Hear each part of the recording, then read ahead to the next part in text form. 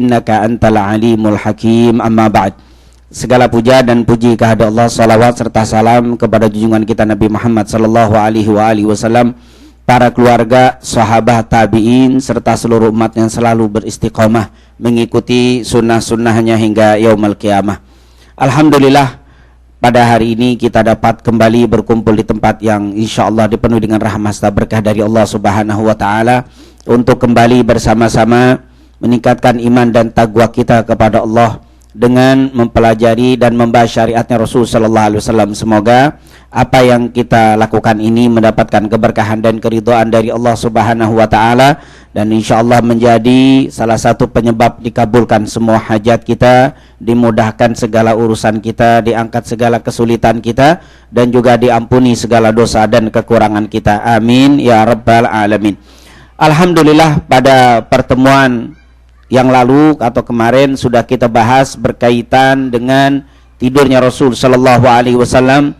Sudah kita bahas waktu-waktu yang disukai oleh Rasul sallallahu alaihi wasallam atau yang biasa Rasulullah lakukan untuk tidur, dan juga sudah kita bahas waktu-waktu yang tidak disukai oleh Rasulullah untuk tidur, dan juga sudah kita bahas bahwa tidur itu adalah ibadah seperti yang diriwayatkan dari Anas bin Malik dalam Sahih Al-Imam Al-Muslim.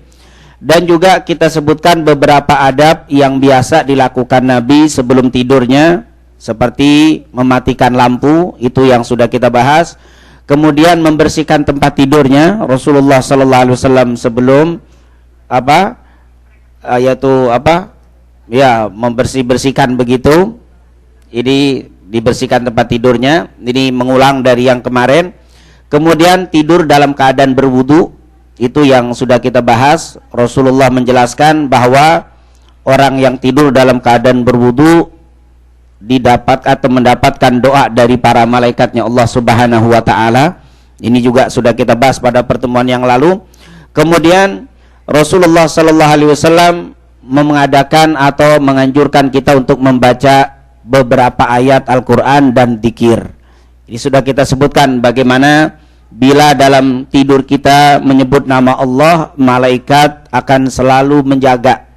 Dan bila kita tidak berzikir kepada Allah saat kita tidur, maka ditinggalkan oleh malaikatnya Allah Subhanahu wa taala. Ini seperti yang sudah kita bacakan dari hadis Rasulullah sallallahu alaihi wasallam. Kemudian sudah kita juga bahas saat meletakkan badan di tempat tidur apa yang dibaca oleh Rasul sallallahu alaihi wasallam. Dan yang terakhir ini dia, yang terakhir kita bahas adalah membaca beberapa ayat Al-Quran. Di antaranya yang pertama surat Al-Ikhlas, Al-Falaq, dan An-Nas. Dan sudah kita praktekkan biasanya Rasul sallallahu alaihi wasallam sambil mengangkat kedua tangannya kemudian meniupnya. Setelah membaca kulhu sekali, Al-Falaq, An-Nas ditiup, kemudian diusap dari kepala sampai seluruh badannya. Kemudian diulang lagi sampai 3 kali. Ini yang disunahkan oleh junjungan kita Nabi Muhammad sallallahu alaihi wasallam. Dan ini sekali lagi menjaga diri kita, dari hal-hal yang tidak baik yang akan mengenai kita, baik dari sihir dan yang lainnya. Dan ini juga bisa dilakukan untuk orang lain, untuk anak kita. Bahkan sudah kita ceritakan Nabi Muhammad sallallahu alaihi wasallam saat hendak meninggal dunia di akhir-akhir hayatnya, beliau sudah tidak kuat lagi ngangkat tangannya. Lalu Aisyah meletakkan tangannya di dekat mulutnya Nabi. Nabi membaca, kemudian Nabi meniup, dan Aisyah yang mengusapnya. Ini menunjukkan sampai akhir hayatnya Rasulullah tidak meninggalkan bacaan ini. Jadi kita dianjurkan membaca Kulhu, Al-Falaq, An-Nas sampai 3 kali dengan mengusapnya. Yang kedua, membaca surat Al-Kafirun.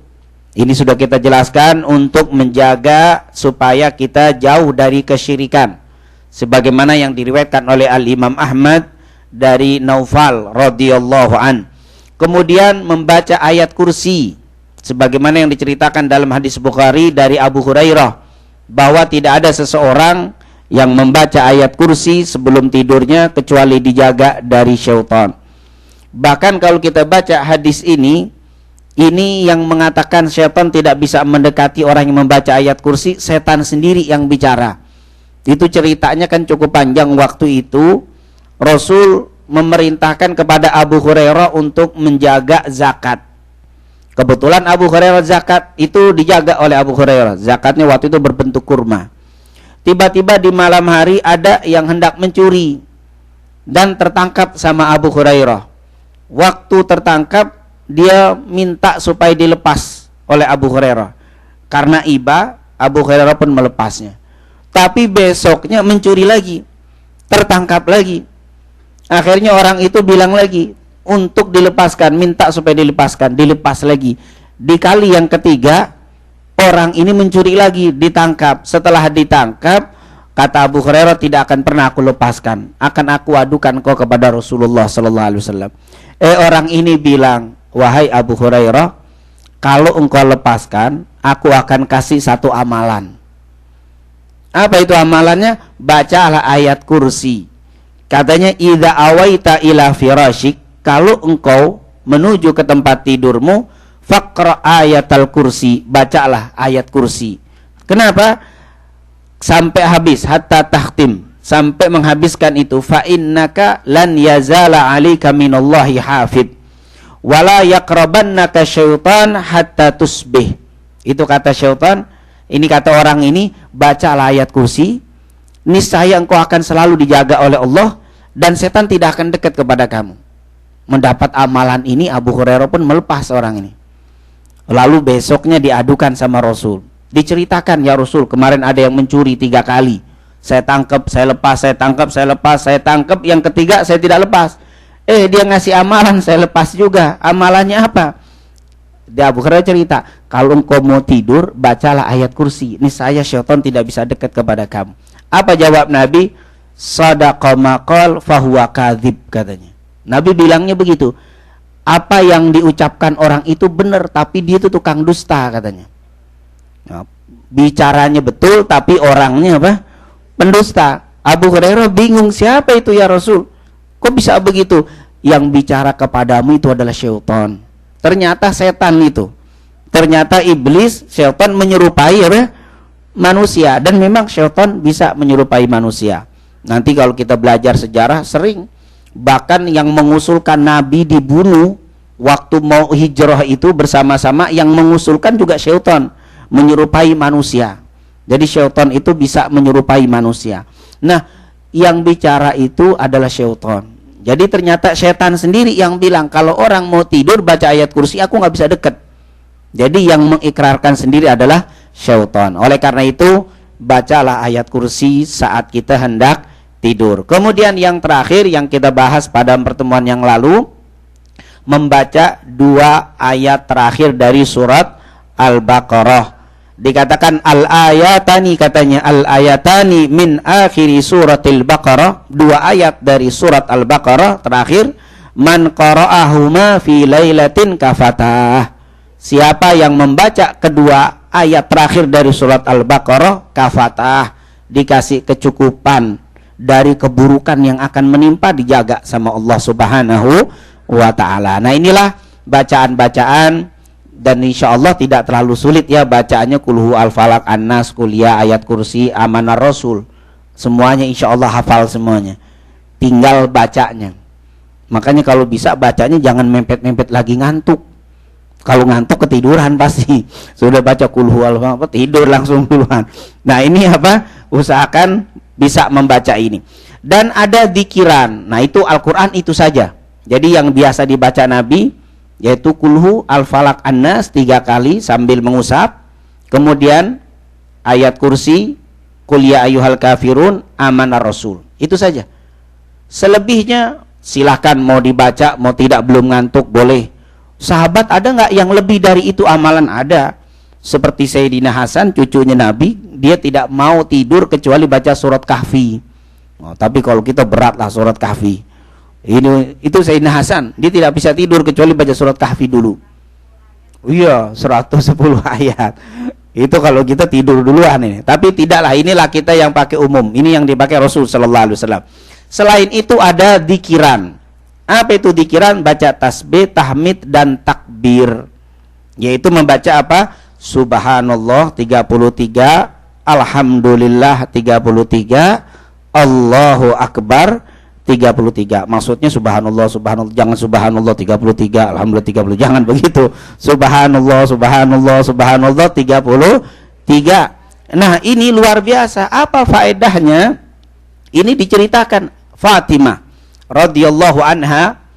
Ini kata Fatimah, dikatakan anna Fatimah syakat ma talqa fi yadiha minar raha.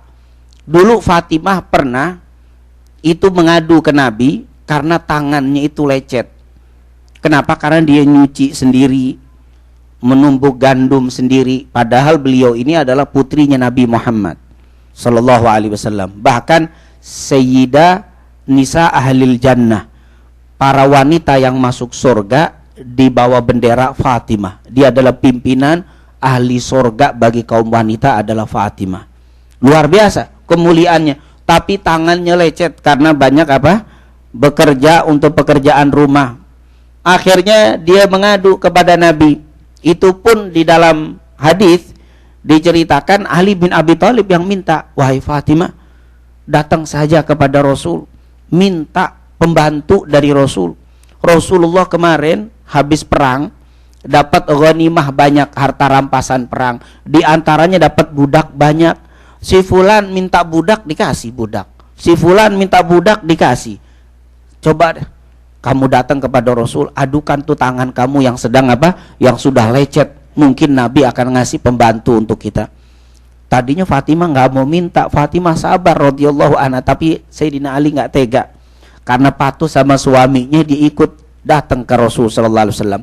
Fa'atatin Nabiyya sallallahu alaihi wasallam tas'aluhu khadiman. Akhirnya Fatimah pun datang kepada Rasulullah sallallahu alaihi wasallam mau minta khadim, pembantu. Waktu datang ternyata falam tajidhu, ternyata Nabi Muhammad lagi tidak ada, lagi pergi. Datang ke rumahnya tidak ada Rasul. Yang ada siapa? Aisyah. Fadzakarat dalika li Aisyah. Maka Fatimah pun mengadu kepada Aisyah. Kata Aisyah, ada apa? Aisyah ini ibu tirinya, karena dia ini adalah istrinya Rasul dan lebih tua Fatimah daripada Aisyah. Nah, karena Fatimah ini lebih tua, jauh lebih tua daripada Aisyah. Dia bilang, ada yang bilang beda 7 tahun, ada bilang lebih, intinya lebih tua daripada Aisyah. Wahai Aisyah, aku datang ke sini mau minta pembantu. Lihat tanganku ini. Ibunya minta sama ibunya ngomong, nanti tolong sampaikan kepada ayahku, kepada Rasul sallallahu alaihi wasallam. Akhirnya Fatimah pergi. Falamma jaa, ketika datang Rasulullah sallallahu alaihi wasallam, Fatimah sudah pulang. Terus akhbarathu, Aisyah pun menceritakan, wahai Rasul, tadi putrimu Fatimah datang, tangannya lecet ya Rasulullah. Dia minta apa? Pembantu biar bisa membantu menumbuk gandum, mencuci, sehingga dia tidak apa? Tambah lecet, tambah sakit. Ternyata Rasulullah dengar begitu, diam. Nggak jawab Rasulullah sallallahu alaihi wasallam. Sudah. Akhirnya Fatimah dan Ali bin Abi Thalib waktu pulang sudah diceritakan Rasul sudah datang dari tadi. Terus nggak ngasih kabar, nggak ngasih berita. Akhirnya berdua ini Fatimah dengan Ali gelisah. Ya Allah, bahkan Ali bin Abi Thalib bilang, ya Allah, coba tadi nggak usah ngomong, nggak enak nih jadi beban untuk Nabi. Jadi tidak apa, merasa tidak enak sama Rasul. Takutnya Rasul mau nggak ngasih, nggak enak sama mereka, atau bagaimana jadi beban. Mereka akhirnya kepikiran berdua diem-diem di rumah, mikirkan Rasulullah. Ya Allah, bagaimana nih Rasulullah? Dia mikirkan, bukannya marah tapi malu. Malu kenapa sampai minta kepada Rasul. Akhirnya faja'ana, ketika sudah malam habis sholat Isya, Rasulullah sallallahu alaihi wasallam ternyata datang ke rumah Fatimah. Fatimah rumahnya kalau dilihat ibu-ibu sekarang kalau kita berangkat ke Madinah itu, kalau ini kuburan Rasul sallallahu alaihi wasallam yang sekarang ada, itu kan memanjang. Itu kalau di Raudhah itu panjang. Yang paling belakang itu rumahnya Fatimah. Itu rumahnya di belakang. Enggak jauh yaitu dengan rumahnya Rasul sallallahu alaihi wasallam. Setelah sholat Isya, Ali bin Abi Thalib dengan Fatimah pun mulai naik ke tempat tidurnya, mau tidur. Salat Isya, zikir, salat ba'diyah, pulang dia tidur. Baru sudah akhadha, dikatakan di sini waqat akhadna madaji'ana, kami telah mengambil tempat tidur kami. Maksudnya sudah naik ke tempat tidurnya. Sudah naik, Ali bin Abi Thalib pun sudah berbaring, Fatimah juga baru mau berbaring, tiba-tiba ada yang ngetok pintu. Ngetok pintu, ternyata Rasulullah sallallahu alaihi wasallam datang. Fadhahabtu aqumu, maka Fatimah pun membuka pintunya dan Ali bin Abi Thalib pun baru mau berdiri. Ternyata Rasulullah sudah masuk dan dia bilang, "Maka tetap di tempat, jangan apa? Jangan bangun, diem." Akhirnya Ali bin Abi Thalib dalam keadaan berbaring begitu, Fatimah juga sudah duduk di tempat tidurnya, nggak boleh bangun. Rasulullah SAW pun masuk, dan memang Rasulullah SAW itu dengan Fatimah, nanti kita akan ceritakan Rasul sebagai seorang ayah. Rasulullah SAW kalau lagi duduk, ada Fatimah datang, beliau berdiri, dia samperin ke pintunya, kemudian dipegang, dicium keningnya Fatimah, disuruh duduk di tempatnya. Begitu juga Fatimah, kalau Rasul datang, Fatimah pasti berdiri, langsung dicium ayahnya keningnya sampai dewasa. Oleh karena itu nanti kita akan cerita tentang Rasul sebagai seorang ayah. Sunnah tetap mencium pipi atau kening anak kita, putra putri kita, sunnah. Rasulullah SAW kalau ketemu cucu anak mesti dicium, bahkan sampai dewasa. Fatimah sudah dewasa masih dicium. Itu Rasul Shallallahu Alaihi Wasallam. Tidak seperti ada orang yang kaku tidak mau cium anaknya. Ini bukan. Rasulullah SAW malah luar biasa. Akhirnya kata Rasul, diam, di tempat kamu. Akhirnya Fatimah pun tetap, dan akhirnya kata Ali bin Abi Thalib, fajalasa bainana, Rasul duduk di antara kami. Di sini kami tiduran seperti ini, di sini Fatimah, di sini Rasul sallallahu alaihi wasallam duduk di tengah-tengah di antara kami. Hatta wajadtu barda qadamaihi ala sadri.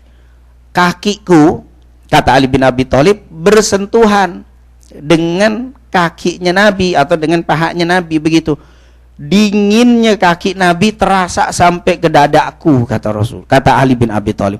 Karena memang badannya Rasul sallallahu alaihi wasallam itu beda. Orang kalau sudah menyentuh badannya Nabi, dingin tuh masuk ke dalam. Bahkan orang yang sangat marah, emosi berat, kalau dipegang sama Nabi langsung reda dia. Karena memang dinginnya badan Nabi Muhammad sallallahu alaihi wasallam.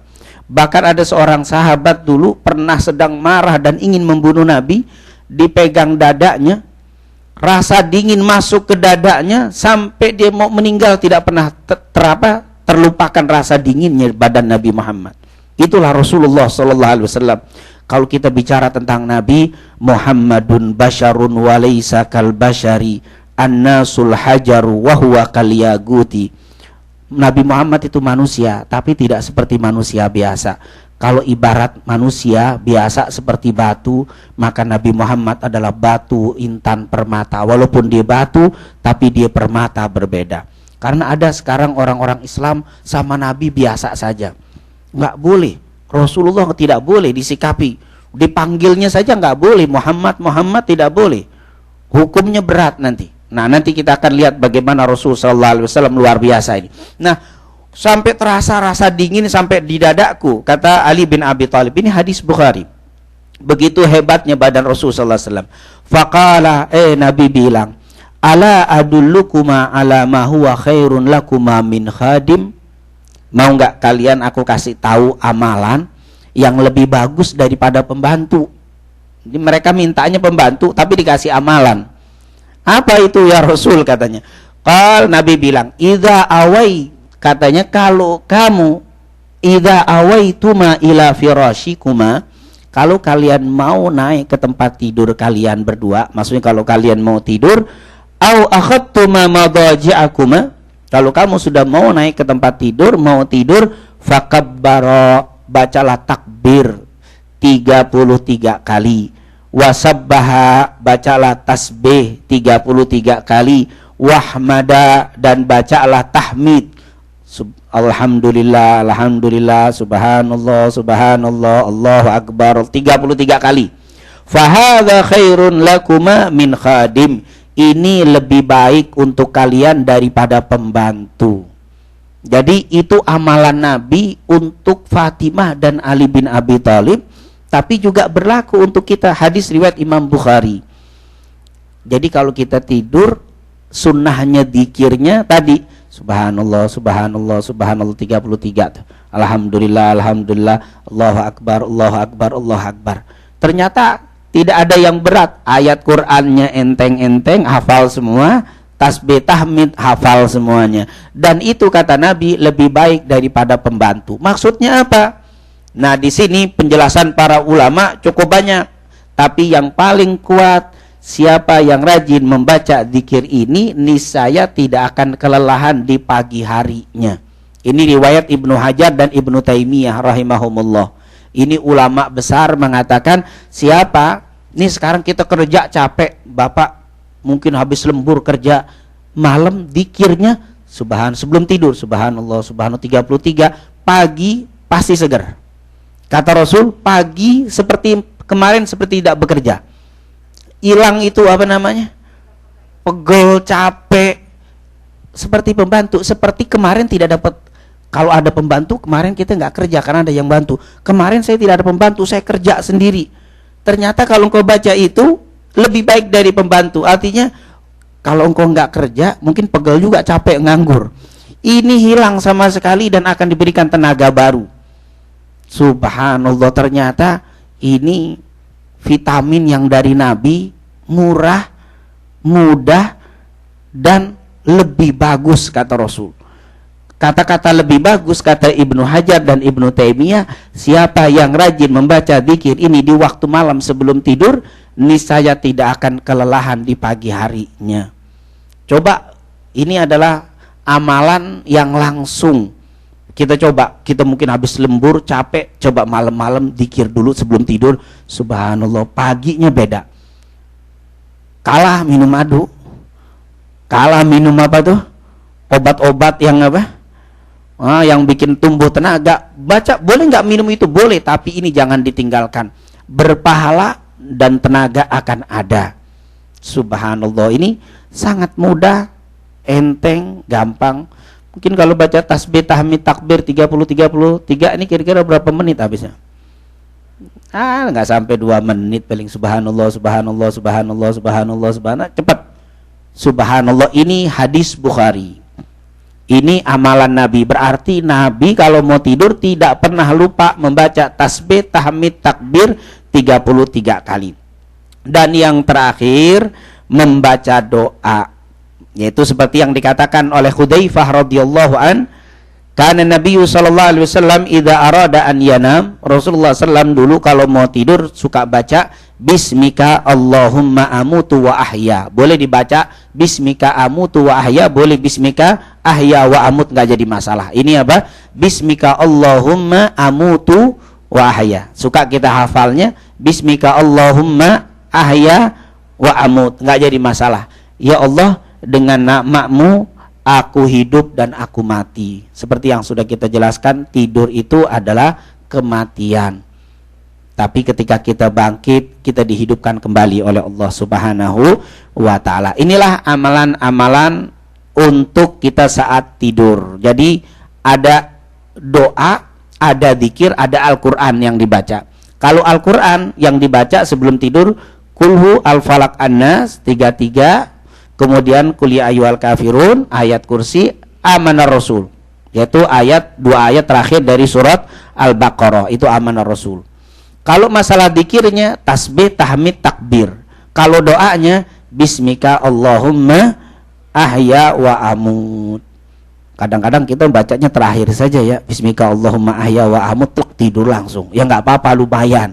Yang penting ada zikirnya, yang penting ada zikirnya. Tapi sekarang kalau bisa ikuti Nabi, jangan hanya baca bismika Allahumma ahya wa amut kita berkembang. Masuk dari zaman dulu sudah 30 tahun hidup bacanya bismika Allahumma ahya wa amut terus. Nah, kita ada perkembangan, berubah kita sekarang, nambah amalan. Nah, inilah zikir-zikir amalan yang dibaca. Bersih hati sebelum tidur. Ini Anas bin Malik pernah cerita. Ini cerita dulu, ini saya nggak bacakan bahasa Arabnya karena cukup panjang. Disebutkan oleh Musannaf Abdul Razzaq dalam kitabnya, dan yaitu Musannaf, dan juga Abdullah ibn Mubarak dalam kitab Az-Zuhud. Ceritanya dulu Nabi pernah lagi duduk dengan para sahabat, tiba-tiba Nabi bilang begini, saya dukhulu min hadzal bab rajulun min ahlil jannah. Sebentar lagi akan masuk dari pintu ini orang ahli sorga. Tiba-tiba ada seorang sahabat masuk, sedang membawa sendalnya ke masjid, bawa. Kemudian dia masuk, dia diperhatikan sama sahabat. Ternyata ibadahnya biasa-biasa saja. Sampai 3 kali, besoknya bicara lagi Nabi, akan masuk dari pintu ini ahli sorga. Yang masuk itu juga. Akhirnya salah seorang sahabat Nabi yang bernama Abdullah bin Amr ibn As, waktu orang itu keluar dihampiri oleh Abdullah bin Amr ibn As. Wahai fulan, boleh nggak saya ikut ke rumah Anda? Saya ingin nginep di rumah Bapak. Orang ini bilang, silakan nginep di rumah. Akhirnya Abdullah bin Amr bin As pun ikut menginap di rumah si bapak tadi. Nginep tadi, diperhatikan itu si bapak, amalannya apa kok bisa menjadi ahli sorga. Diperhatikan dari tengah malam, memantau dia. Bukan memata-matai buruk, tapi memata-matai ingin apa? Ikut apa sih amalannya. Ternyata diperhatikan sepertiga malam nggak bangun juga dia. Kok bisa ahli sorga, padahal mau mendekati subuh baru bangun dia, sedikit rokaatnya malamnya. Akhirnya sampai 3 hari Abdullah bin Amr bin As tidak menemukan amalan yang istimewa. Akhirnya penasaran, ditanya, hei fulan, saya ini ikut dengan Anda karena sebenarnya ingin melihat amalan apa kok Anda ini, kata Nabi, termasuk ahli sorga. Si sahabat ini bilang, saya termasuk ahli sorga. Iya. Apa amalanmu? Kata orang itu, nggak ada amalan apa-apa, seperti yang kau lihat saja. Wah, kalau begitu, kalau dihitung-hitung secara dohir, Abdullah bin Amr lebih hebat amalannya daripada apa? Daripada orang ini. Akhirnya penasaran, dia tanya sama Rasul. Kalau begitu saya tanya sama Nabi, apa sih amalan orang ini? Baru Abdullah bin Amr melangkah beberapa langkah keluar dari rumahnya, orang ini manggil, hei Abdullah, kemari. Ada satu amalan yang saya lakukan yang kamu tidak tahu. Apa itu? Saya setiap mau tidur, saya ingat amalan-amalan saya dari kemarin bangun tidur sampai mau tidur lagi. Kalau ada saya melakukan kesalahan dengan seseorang, saya ingat-ingat. Jadi sebelum tidur saya ngulang ini memori saya ulang lagi. Tadi saya ngapain? Saya tadi berbicara begini, kayaknya si fulan sakit hati. Besok saya tidak akan kemana-mana, saya akan cari orang itu dan saya minta maaf. Dan kalau saya ingat, tadi ternyata si fulan ngomongnya kasar sekali dengan saya, ngomongnya menyakitkan saya. Langsung saya angkat tangan, ya Allah, saya maafkan saudara saya dan tolong ampuni dosa dia. Jadi saya tidur plong, tidak ada benci ganjelan dengan saudara saya. Langsung dengar begitu, wah ini amalan belum saya lihat nih. Nah, akhirnya Abdullah langsung kembali ke Rasul dan cerita, ya Rasul, apakah orang itu masuk surga gara-gara amalan tadi? Iya, amalan itulah yang menyebabkan dia dijamin surga. Allah, setiap mau tidur Bu, selain dikit ingat-ingat, kalau memang kita menyakitkan orang, sekarang kan ada handphone, alhamdulillah bisa ditelepon, Bu maaf ya tadi saya ngomong. Ini kan udah alhamdulillah nih sarana. Ternyata nggak diangkat, udah SMS jangan di grup ya, di grup lain. Minta maaf satu orang ke grup nggak nyambung itu. Harus pribadi, harus minta maaf. Kalau memang kita ada orang tadi pagi nyakitkan sekali bicaranya, ya Allah saya maafkan saudara saya. Ibu bapak kalau setiap tidur seperti itu, kata Rasul, surga sudah di depan mata. Allah, berat apa gampang nih kira-kira Bu?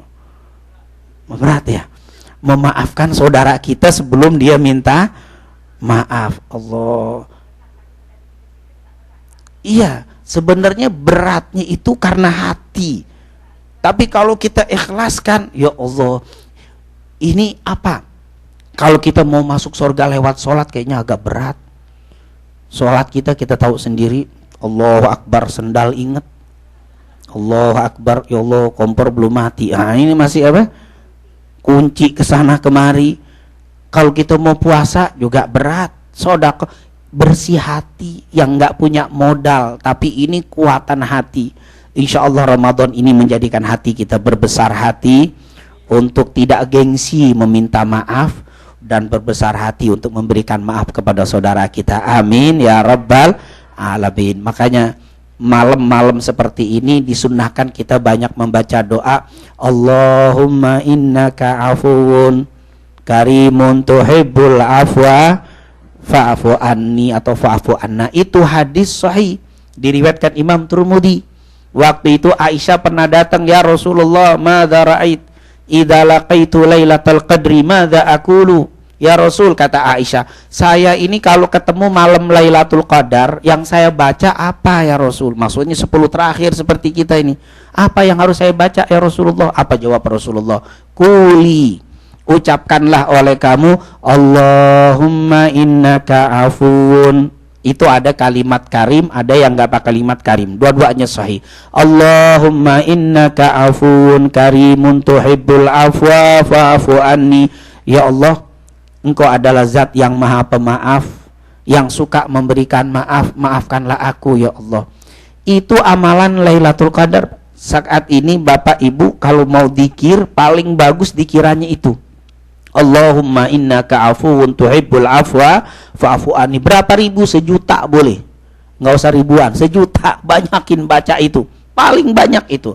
Nah itu kalau diterjemahkan, ya Allah, Engkau adalah zat yang maha pemaaf, suka memberikan maaf, maafkanlah aku ya Allah. Apa kata ulama? Siapa yang mau dapat maafnya Allah, berikan maaf kepada saudaranya.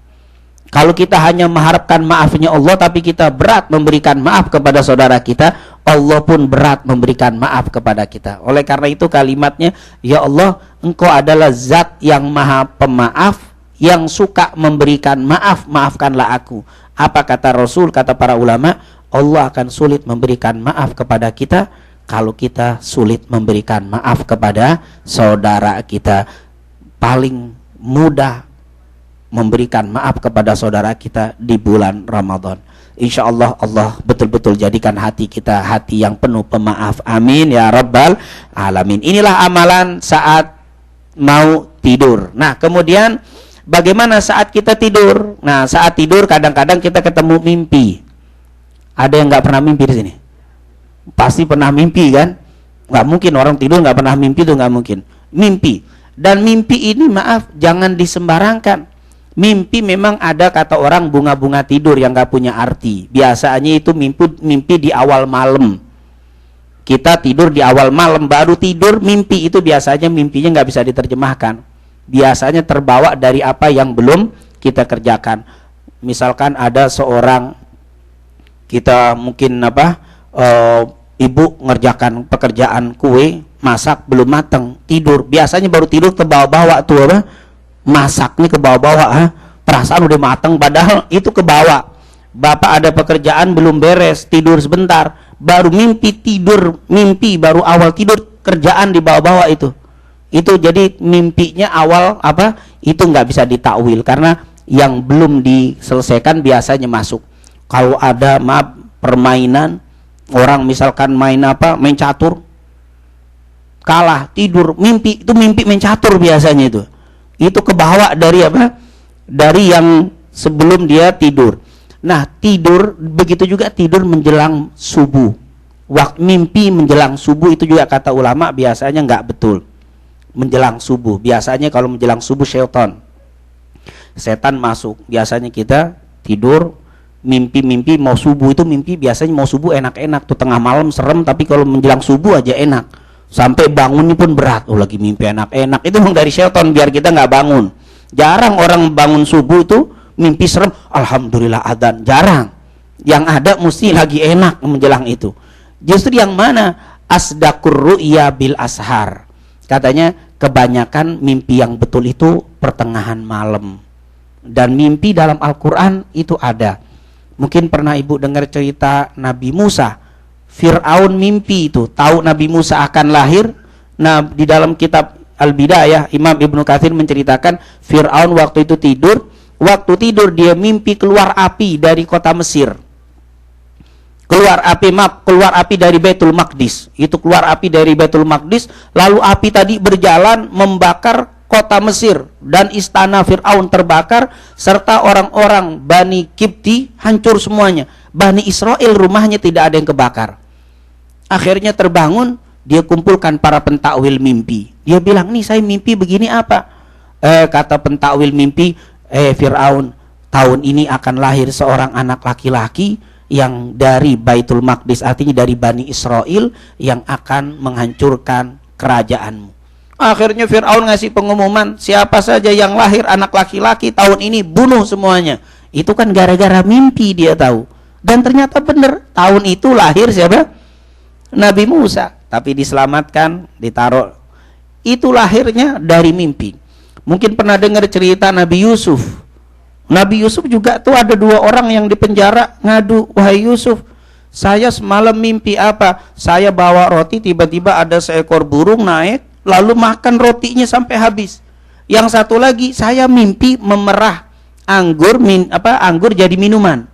Apa itu maksudnya? Kata Nabi Yusuf apa? Yang roti dimakan sama burung, sebentar lagi engkau akan dieksekusi, dihukum mati sama si raja. Yang engkau yang memerah anggur jadi minuman, sebentar lagi engkau akan bebas jadi tukang masaknya raja. Dan subhanallah, tiba-tiba datang pengawal, satu dihukum mati, satu itu gara-gara mimpi. Akhirnya setelah bebas, si rajanya mimpi juga. Si raja zaman Nabi Yusuf mimpi melihat 7 ekor sapi gemuk, ada 7 ekor sapi kurus. Yang kurus makan sapi yang gemuk. Akhirnya pas bangun dikumpulkan takwil mimpi. Para pentakwil mimpi bingung. Wah, ini mah tidur mimpi, ini mimpi bunga-bunga tidur, nggak ada takwil karena nggak mampu. Nggak ada yang bisa mentakwilkan.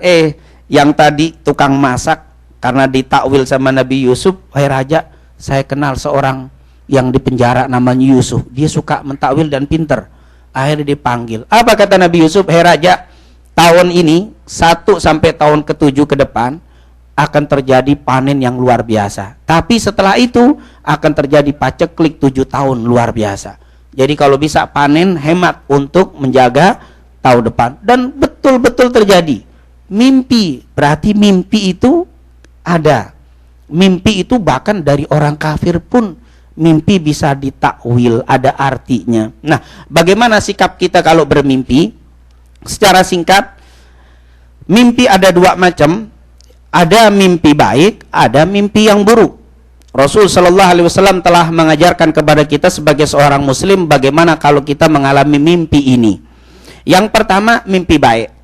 Mimpi baik nih, mimpi dapat rezeki. Mimpi, pokoknya mimpi bagus lah, macam-macam mimpi bagus itu kan tergantung. Mimpi dapat makanan, kan mimpi baik juga itu. Mimpi pokoknya. Apa ini? Yang pertama, kalau kita mimpi baik, pertama memuji Allah dan menceritakan kepada orang yang mencintainya. Artinya waktu bangun, mimpi baik, pas bangun langsung ucapkan Alhamdulillah. Jadi kita mimpi baik, bangun Alhamdulillah, terus ceritakan kepada orang. Idza ra'a ahadukum ru'yan yuhibbuha, apabila salah seorang di antara kalian melihat mimpi yang disukainya, fa innama hiya minallah, sesungguhnya mimpi itu datangnya dari Allah. Falyahmadillaha 'alaiha wal yuhaddits biha, hendaklah waktu dia bangun alhamdulillah, terus ceritakan kepada orang yang kita cintai. Hadis riwayat Imam Al-Bukhari.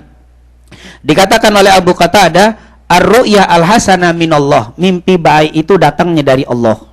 Jadi mimpi baik datangnya dari Allah.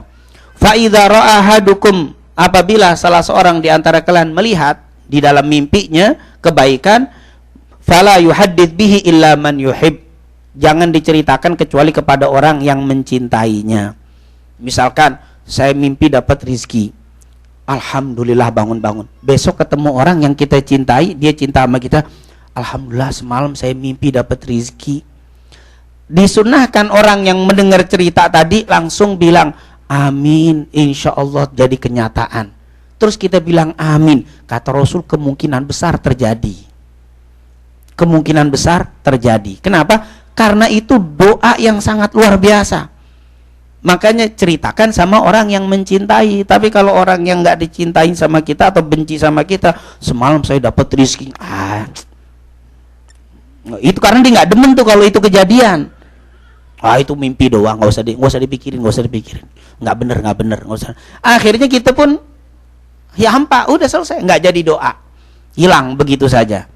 Nah ini makanya ceritakan kepada orang. Dan kita kalau ada orang cerita mimpi baik, langsung doakan, ya Allah semoga menjadi kenyataan, semoga Allah wujudkan dalam kehidupan nyata.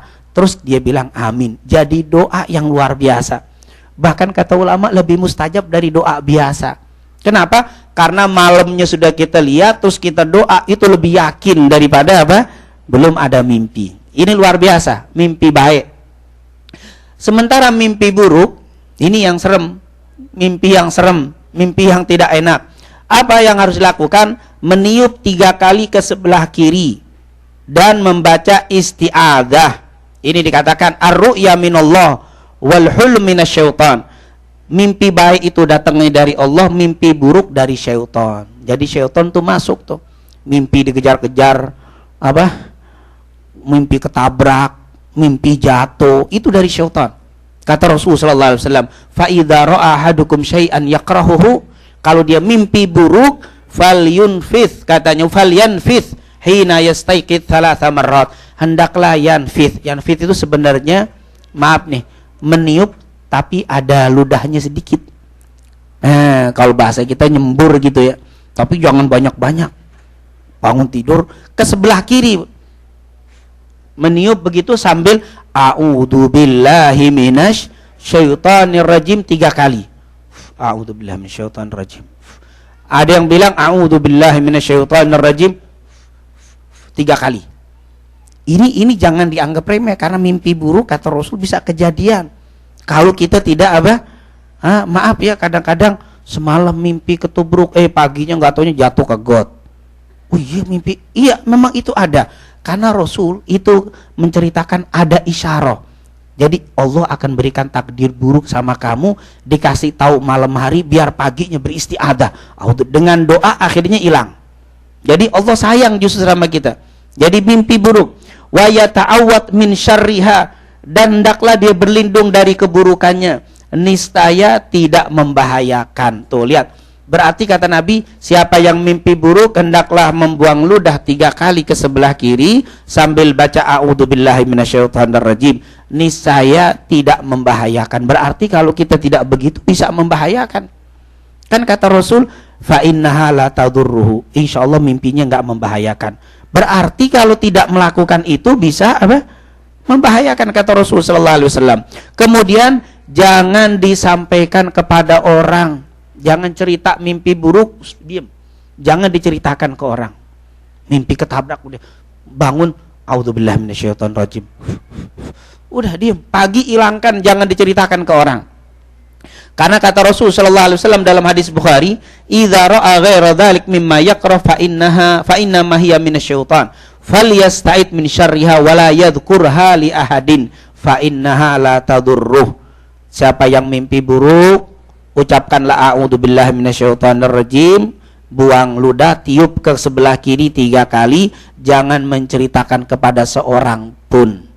Niscaya tidak membahayakan. Berarti kalau bapak ibu mimpi buruk, tidak membaca a'udzu, tidak meniup ke sebelah kiri, menceritakan ke orang, ini khawatir akan menjadi apa?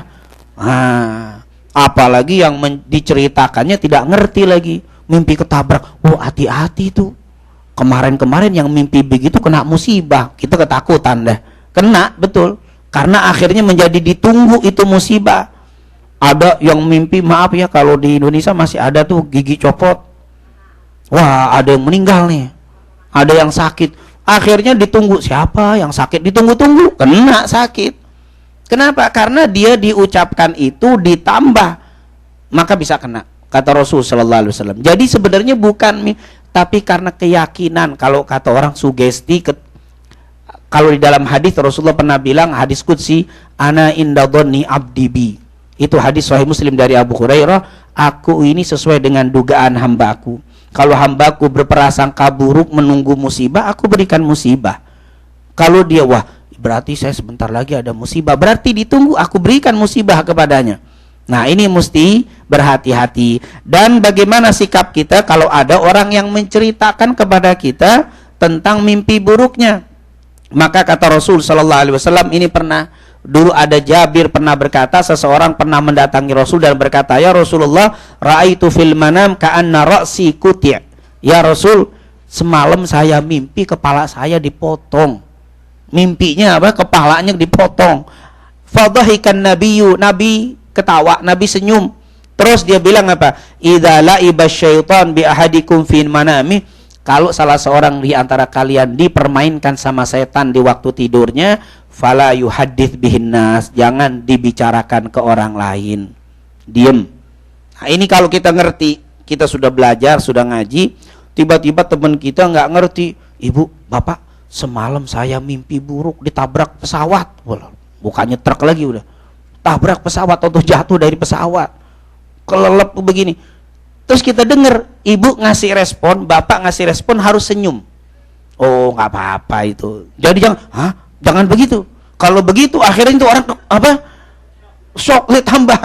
Jadi Rasulullah lihat, dhahikan Nabi senyum. Oh, nggak apa-apa. Sudah, jangan diceritakan ke orang. Itu orang yang ngerti. Kalau ulama dulu suka bilang, la ba'sa bi khair insyaallah. Nggak ada apa-apa, insyaallah baik, nggak ada apa-apa. Sudah, jangan ceritain orang. Nah itu, tapi responnya senyum. Jangan responnya apa? Takut. Kalau kita, ketabrak. Waduh, wah ini udah. Begitu aja langsung itu anak itu orang kena ini, Pak. Subhanallah. Makanya ini kalau kita ngerti, kalau kita belajar ketemu dengan orang yang ngerti, kalaupun salah masih aman. Tapi kalau kita bertemu dengan orang tidak ngerti, ini yang berbahaya. Nah, inilah adab mimpi ketika kita tidur, diajarkan oleh junjungan kita Nabi Muhammad sallallahu alaihi wasallam. Dan yang terakhir, saat terbangun dari tidur. Nah, ini ada amalan yang luar biasa, Ibu. Ini sangat-sangat luar biasa, hadis Bukhari. Kata Rasul sallallahu alaihi wasallam dari Ubadah bin Samit, man ta'aro, siapa yang terbangun di malam hari. Artinya kita tidur nggak niat bangun, tapi terbangun ya. Mungkin kalau bahasa daerah itu ada yang lebih pas. Kalau bahasa Jawa apa, ada yang dari Jawa atau dari Sunda. Ta'aro itu bangun, apa yang namanya, ngelir. Itu bahasa apa itu ngelir? Ngelilir. Nah itu dari bangun, ngelindur ngigo apa bukan? Pokoknya ini dia tidur. Ibu pengennya bangun jam 4, tiba-tiba jam 2 bangun gitu. Jadi nggak niat bangun, itu terbangun. Udah terbangun saja ya, maksudnya paham kan? Terbangun. Terus dia membaca begini waktu bangun, terbangun dia baca, la ilaha illallah wahdahu la syarikalah, lahul mulku wa lahul hamdu wa huwa ala kulli syai'in qadir. Alhamdulillah, subhanallah wa la ilaha illallah wallahu akbar. Wala haula wala quwata illa billah. Siapa yang baca itu, tadi kan nggak terlalu sulit ya, la ilaha illallah wahdahu la, yang biasa habis sholat kita baca tuh ya, la ilaha illallah wahdahu la syarikalah, lahul mulku wa lahul hamdu yuhyi wa yumit wa huwa ala kulli syai'in qadir. Itu boleh yuhyi wa yumit, ada nggak apa-apa. La ilaha illallah wahdahu la syarikalah, lahul mulku wa huwa ala kulli syai'in qadir. Subhanallah walhamdulillah wa la ilaha illallah wallahu akbar wala haula wala quwata illa billah. Apa kata Nabi? Tidak ada orang yang bangun tengah malam begitu kemudian dia tidur lagi atau dia berdoa. Lihat, kata Nabi, dia berdoa Allahumma gfirli, kalau dia bilang ya Allah ampuni aku, langsung Allah ampunkan dosa semuanya. Nggak pakai nunggu besok pagi, saat itu juga malam-malam sebelum kita tidur lagi diampuni dosanya oleh Allah. Auda'a, atau kalau dia berdoa tiba-tiba dia punya hajat, pas bangun ngelilir atau bangun malam, la ilaha illallah wahdahu la syarikalah lahu subhanallah alhamdulillah wala ilaha illallah wallahu akbar. Terus dia baca sampai habis, wala haula wala quwata illa, ya Allah kabulkanlah hajat kami, ya Allah kesulitan besok angkatlah, langsung dikabulkan, nggak pakai ditunggu. Doa yang paling mustajab saat terbangun di tengah malam, tapi nggak disengaja ya. Kalau disengaja lain, ini nggak disengaja, dia terbangun, maaf mau kamar mandi, kamar mandi dulu, habis duduk sebelum tidur lagi, la ilaha illallah wahdahu la syarikalah lahul mulku wa lahul hamdu yuhyi wa yumiitu wa huwa ala kulli syai'in qadir. Subhanallah alhamdulillah wa la ilaha illallah wallahu akbar wa la haula wa la quwata illa billahil aliyil azim. Ya Allah ampunilah aku, langsung diampuni dosanya. Nah, enggak nggak pakai wudu, nggak pakai apa. Subhanallah, ini amalan enteng. Ini tinggal tarik selimut lagi. Tinggal narik selimut lagi, nggak pakai wudu, nggak pakai sholat. Hanya ngelilir, bangun malam baca itu. Hadisnya Bukhari. Hadisnya sahih, sangat-sangat mudah. Insya Allah ini. Jadi ingat. Tapi memang kadang-kadang kita ngelilir begitu, bangun malam tarik selimut, tidur lagi. Nggak apa? Paling baru jam 2 tidur lagi. Kalau kita bangun baca itu saja. Insya Allah ini nanti kita kebetulan ada grup ya di majelis ta'lim ini. Mungkin doa-doa yang sulit nggak sempat dicatat nanti saya kirim lewat apa? Lewat grup, bisa dibaca nanti sehingga bisa kita amalkan dalam hidup keseharian kita. Inilah yang dilakukan Nabi Muhammad sallallahu alaihi wasallam. Dan tentunya kalau bangun Rasulullah SAW, sekali lagi Rasulullah kalau bangun dari tempat tidurnya, bangun melek, tidak langsung berdiri tapi duduk dulu beberapa menit di tempat tidurnya. Setelah beberapa menit baru Rasulullah SAW mengusap mukanya, lalu dia Rasulullah SAW bangun sambil baca, yaitu Alhamdulillahilladzi ahyana ba'dama amatana wa ilaihin nusyur. Itulah yang kita bisa bahas pada kesempatan kali ini tentang tidurnya Rasulullah SAW. Dan semoga apa yang kita pelajari mendapatkan keberkahan dan keridhaan dari Allah Subhanahu wa Ta'ala. Dan semoga kita diberikan kemudahan oleh Allah untuk bisa meniru apa yang dicontohkan oleh junjungan kita Nabi Muhammad sallallahu alaihi wasallam. Amin amin ya rabbal alamin. Allahumma salli ala sayyidina Muhammad wa ala ali sayyidina Muhammad. Allahumma inna nas'aluka ilman nafi'an wa rizqan tayyiban wa amalan salihan maghbula. Rabbana atina fid dunya hasanah wa fil akhirati hasanah wa qina adzabannar. Wa sallallahu ala sayyidina Muhammadin wa ala alihi wa sahbihi wasallam. Walhamdulillahi rabbil alamin. Subhanakallahumma wa bihamdika asyhadu an la ilaha illa anta astaghfiruka wa atubu ilaik. Lebih kurangnya wabillahi taufiq wal hidayah. Assalamualaikum warahmatullahi wabarakatuh.